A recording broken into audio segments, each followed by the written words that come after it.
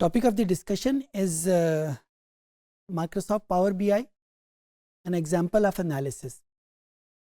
इस मॉड्यूल में मैं कोशिश करूँगा कि एक एक्चुअल एग्जाम्पल आपके सामने डिस्कस कर सकूँ जिसमें हम पावर बीआई के मुख्तलिफ फीचर्स को हम यूज़ करें ताकि आपको पावर बीआई को एक्चुअल में यूज़ करना आ जाए। तो इस मॉड्यूल का बुनियादी मकसद ये है कि पावर बीआई में एनालिसिस कैसे करते हैं। इससे पेशतर कि मैं एक्चुअल एनालिसिस स्टार्ट करूं, एक चीज़ मैं आपको बताना चाहता हूं। ये चीज़ हमने पहले भी मॉड्यूल्स में सीखी थी कि जब हम बिजनेस इंटेलिजेंस का नाम लेते हैं तो a very powerful component of business intelligence is the data visualisation. और इस वक्त मार्केट में जितने भी टूल्स मौजूद हैं, भले वो पावर बीआई है, टैब्ल्यू है, वो गूगल लुकर है या और टूल्स मौजूद हैं, उनका एम्फेसिस विजुअलाइजेशन के ऊपर है। जब हम पावर बीआई के ऊपर कोई एनालिसिस की बात करते हैं तो प्राइमरीली ये एनालिसिस उन विजुअलाइजेशन की बेस के ऊपर होगा। और विजुअलाइजेशन के पीछे का जो एनालिसिस है, यानी पीछे के जो नंबर जिनके ऊपर बेस करते हुए वो ग्राफ डेवलप हो रहे हैं, वो मौजूद तो हैं लेकिन वो सामने नहीं आएंगे। तो जो पावर बीआई का जो इंटरफेस होगा वो किसी एनालिसिस को, किसी टेबल को के ऊपर फोकस नहीं करेगा। वो टेबल दिखा ज़रूर सकता है लेकिन उसका फोकस, उसकी पावर विजुअलाइजेशन के ऊपर है। दूसरे नंबर के ऊपर जो एनालिसिस है वो उसकी जो प्रोडक्ट सामने आती है उसको हम डैशबोर्ड कहते हैं। टेक्निकल टर्म है डैशबोर्ड। और ये डैशबोर्ड आपको रियल टाइम पे जो चेंजेस हो रही हैं उसके बारे में इंफॉर्मेशन देता है। जिस तरीके से जब आप गाड़ी चला रहे होते हैं तो गाड़ी का जो डैशबोर्ड है वो गाड़ी के मुख्तलिफ फीचर्स को आपके सामने रख रहा होता है कि इस वक्त उसकी स्पीड कितनी है, उसके पेट्रोल की क्या सिचुएशन है, उसके इंजन की टेम्परेचर वगैरह क्या है, यानी रियल टाइम के ऊपर आपको इंफॉर्मेशन दे रहा होता है। बिल्कुल उसी तरीके से जो डैशबोर्ड है, जो पावर बीआई या किसी और विजुअलाइजेशन के सॉफ्टवेयर से हम डेवलप करते हैं, वो हमें real time situation of the data, अगर वो डेटा फाइनेंस का है या मार्केटिंग का है या जिस भी कंपोनेंट का है, उस कंपोनेंट के बारे में हमें रियल टाइम इंफॉर्मेशन प्रोवाइड कर रहा होता है। तो आइए हम ज़रा पावर बीआई के ऊपर देखते हैं।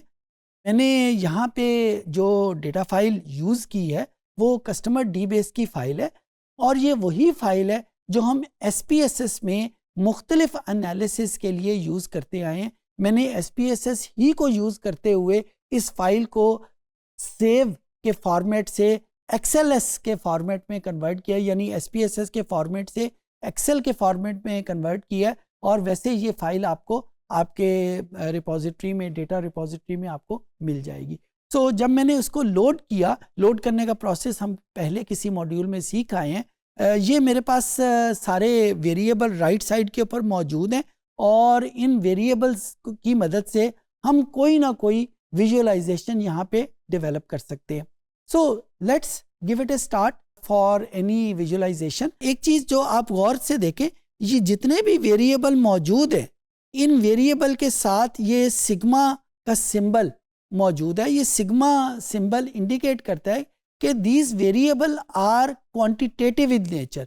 जब क्वांटिटेटिव हैं तो इसका मतलब है कि इनके अंदर जो वैल्यूज़ न्यूमेरिकल हैं, तो किसी न्यूमेरिकल एनालिसिस में इनको यूज़ किया जा सकता है for any variable which is not in numerical form. Let say ये बर्थ मंथ का एक वेरिएबल है, ये इसके साथ सिग्मा का सिंबल मौजूद नहीं है, तो इसको किसी न्यूमेरिकल एनालिसिस के लिए हम यूज़ नहीं कर सकते। तो मैं यहाँ पे लेट से एक एनालिसिस, ये जो ग्राफ है जिसे स्टैक कॉलम चार्ट कहते हैं, इसको मैंने सिंपल क्लिक किया। जो ही मैंने इसको क्लिक किया तो यहाँ पे एक डमी सा ग्राफ बन गया। इसमें कोई भी वैल्यू मौजूद नहीं है। और अगर इसी ग्राफ के नीचे मैं देखूं तो ग्राफ में एक्स एक्सिस भी होता है, वाई एक्सिस भी होता है, वो उसमें किसी भी किस्म का वेरिएबल मौजूद नहीं है। तो अब मैं यहाँ पे मिसाल के तौर के ऊपर जेंडर यानी मेल और फीमेल का डेटा जो है वो इसमें देना चाहता हूँ। तो क्योंकि ये वेरिएबल अल्फ़ाबेटिकली सॉर्टेड है तो मैं जी के ऊपर जाके जेंडर के नाम का वेरिएबल यहाँ से क्लिक करता हूँ और उसको एक्स एक्सिस में शिफ्ट कर दिया। जो ही मैंने इसको एक्स एक्सिस पे शिफ्ट किया तो आप देखिए कि इस ग्राफ की शेप थोड़ी सी चेंज हो गई। ग्राफ क्यों नहीं बना? उसकी वजह यह है कि ग्राफ के दो कंपोनेंट होते हैं, एक एक्स एक्सिस है और एक वाई एक्सिस है। अब हमने एक्स एक्सिस के बारे में तो उसको इन्फॉर्मेशन दे दी है, वाई एक्सिस के बारे में अभी हमने कोई इन्फॉर्मेशन नहीं दी, लिहाजा वो अभी इंतज़ार कर रहा है कि वाई एक्सिस के बारे में, वाई एक्सिस में आप क्या चीज़ मैयर करना चाहते हैं। लेट्स से मैं यही देखना चाहता हूँ कि मेल की तादाद कितनी है और फीमेल की तादाद कितनी है। तो मैं यही जेंडर वेरिएबल जो है ये इसको वाई एक्सिस में भी देता हूँ, और जो ही मैंने वाई एक्सिस में दिया तो ये एक यहाँ पे मेरे सामने बार आ गई। इसमें तो दो कैटेगरीज थी, मेल और फीमेल। ये एक बार इसने क्या शो की है? इसका मतलब ये है कि ये जो हमें इंफॉर्मेशन दे रहा है उसको फर्दर हमें कैटेगराइज करने की ज़रूरत है। मैंने इस टूल टिप को क्लिक किया तो देखें ये मुझे मुख्तलिफ किस्म की ऑप्शन दे रहा है। इस वक्त जो ऑप्शन ऑन है वो सम है। आपको पता है कि इसमें जेंडर के वेरिएबल में या 0 वैल्यूज़ थी या 1 वैल्यूज़ था, तो 0 और 1 को जमा करें तो एक ही आता है ना, तो लिहाजा एक बार आई हुई है।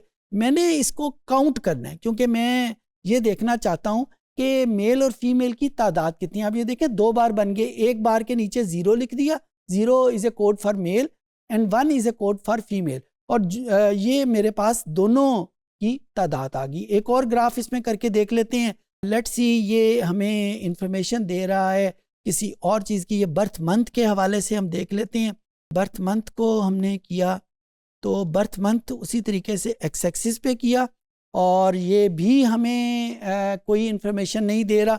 अब वाई एक्सिस पे बजाय बर्थ मंथ की तादाद देख लें, हम वो भी कर सकते थे, लेकिन लेट्स से मैं ये देखना चाहता हूँ कि हर महीने में जो बंदे पैदा हुए हैं उनकी इनकम कितनी है। तो मैं इनकम के ऊपर जाके वाई एक्सिस में इनकम यहाँ पे शिफ्ट कर देता हूँ। ये इनकम की वेरिएबल मैंने वाई एक्सिस में शिफ्ट कर दिया। अब आप इस ग्राफ को गौर से देखें तो मेरे पास ये हर महीने में जो बंदे पैदा हुए हैं उनकी इनकम आ रही है, लेकिन इनकम का यहाँ पे अगर गौर से देखें तो क्या सम आ रहा है या क्या आ रहा है, ये देखें सम के ऊपर क्लिक हुआ है और यहाँ पे लिखा भी हुआ है इनकम बाय बर्थ मंथ, और उनका सम आ रहा है। अगर मैं सम की बजाय एवरेज शो करना चाहता हूँ तो अब ये मेरे पास एवरेज आ गई। एवरेज की बजाय अगर मैं कोई और इंडिकेटर देखना चाहता हूँ तो वो और इंडिकेटर भी यहाँ पे आ सकता है।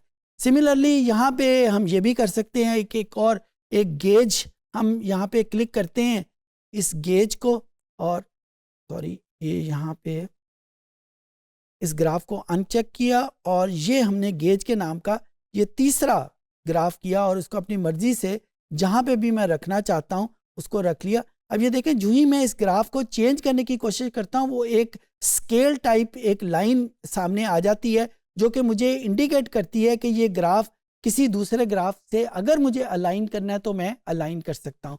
लेट्स से इस गेज के ऊपर मैं वैल्यू जो रखना चाहता हूँ वो क्रेडिट कार्ड डेट की वैल्यू रखना चाहता हूँ। ये क्रेडिट कार्ड मेरे पास डेट की वैल्यू आ गई, ये क्रेडिट कार्ड डेट है, इसको मैंने वैल्यू को वाई एक्सिस में रख दिया। तो अब ये मेरे पास ये उसकी वैल्यू आ गई। अच्छा, ये मैंने सिर्फ 3 ग्राफ शो किए और यहाँ पे भी इस टूल टिप से मैं सम की बजाय एवरेज को या मिनिमम को या जो भी मेरा दिल करे वो यहाँ पे मैं कर सकता हूँ। ये मैंने अभी तक सिर्फ 3 ग्राफ शो किए हैं। मैं एक स्कैटर ग्राफ भी शो कर सकता हूँ। लेट्स से ये एक स्कैटर ग्राफ है, इसको भी मैंने यहाँ से पकड़ के यहाँ पे कर दिया, इसका स्केल थोड़ा सा बड़ा कर दिया, और क्योंकि स्कैटर प्लॉट में 2 वैल्यूज़ होती हैं तो मैं वाई एक्सिस के ऊपर लेट्स से इनकम रख लेता हूँ। ये इनकम का वेरिएबल मेरे पास एक्स एक्सिस पे आ गया और वाई एक्सिस पे लेट्स से मैं उसकी एज को रख लेता हूँ। ये क्योंकि हाइपोथेटिकल ग्राफ है तो मैंने उनको रख दिया। अब यहाँ पे देखें ये सिर्फ एक स्पॉट नज़र आ रहा है और मुझे वैल्यूज़ नज़र नहीं आ रही, तो मैं यहाँ पे इस टूल टिप के ऊपर मैंने क्लिक किया और यहाँ पे देखें इसने सम के ऊपर क्लिक किया हुआ है। सम के बजाय मैं अब इसको, क्योंकि स्कैटर प्लॉट है तो मैं डोंट समराइज का बटन करता हूँ। देखें डोंट समराइज मैंने अभी सिर्फ एक्स एक्सिस को किया है। सिमिलरली मैं डोंट समराइज मैं करूँगा वाई एक्सिस को, तो अब मेरे पास एक स्कैटर प्लॉट जो रेगुलर फॉर्म में होता है वो नज़र आ गया। अगर मैं कोई ट्रेंड लाइन भी इसमें ऐड करना चाहता हूँ तो ये देखें ये यहाँ पे एक टूल टिप मौजूद है, इसको क्लिक किया और ये मेरे पास पहली ट्रेंड लाइन, पहले ही ऑप्शन मौजूद है और ये अभी ऑफ स्टेटस पे है। इसको मैंने ऑन किया तो ये मेरे पास एक ट्रेंड लाइन यहाँ पे आ गई। अगर इसका कलर भी चेंज करना चाहूँ तो वो भी पॉसिबल है। वो आप इस टूल टिप को क्लिक करेंगे, यहाँ पे टिक करेंगे तो आपको उसके बारे में इंफॉर्मेशन मिल जाएगी और चेंजेस भी हम करना चाहें वो भी इसमें कर सकते हैं। अच्छा, अब ये एक बड़ा सिंपल सा बेसिक सा डैशबोर्ड आपके सामने आ गए। एक बहुत इंपॉर्टेंट फीचर मैं इस विजुअलाइजेशन का आपके सामने रखना चाहता हूँ। अगर आप गौर से स्क्रीन को देखते रहें तो आपको एक बड़ा मज़ेदार और बड़ा यूज़फुल फीचर सामने आने लगा है। ये जो टूल टिप, ये जो डैशबोर्ड है, ये आपको बता रहा है इंफॉर्मेशन कंप्लीट डेटे की।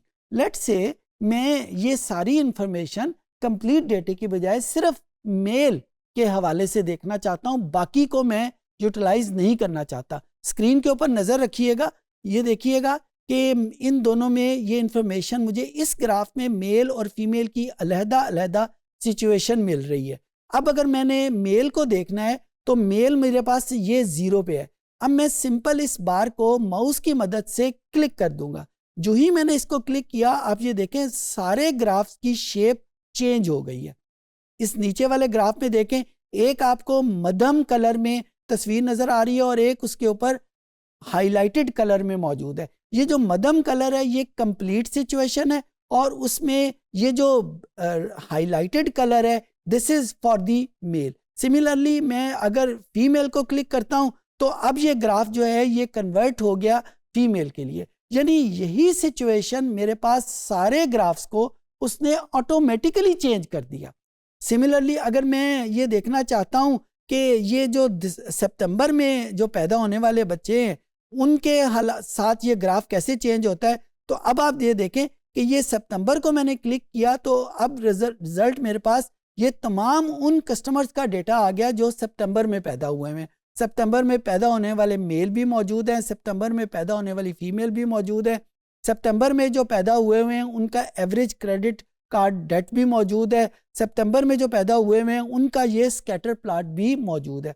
सिमिलरली अगर मैं इस पर्टिकुलर ग्राफ में इस डॉट को क्लिक करता हूं तो इस डॉट के हवाले से जितने भी वो वैल्यूज़ हैं वो मेरे सामने आ गई। फॉर एग्जांपल ये डॉट मुझे क्या शो करता है कि ये फरवरी के महीने का डॉट है और ये यहाँ पे मेल का डेटा है, तो और उसकी जो एवरेज क्रेडिट कार्ड डेट है वो इतना है।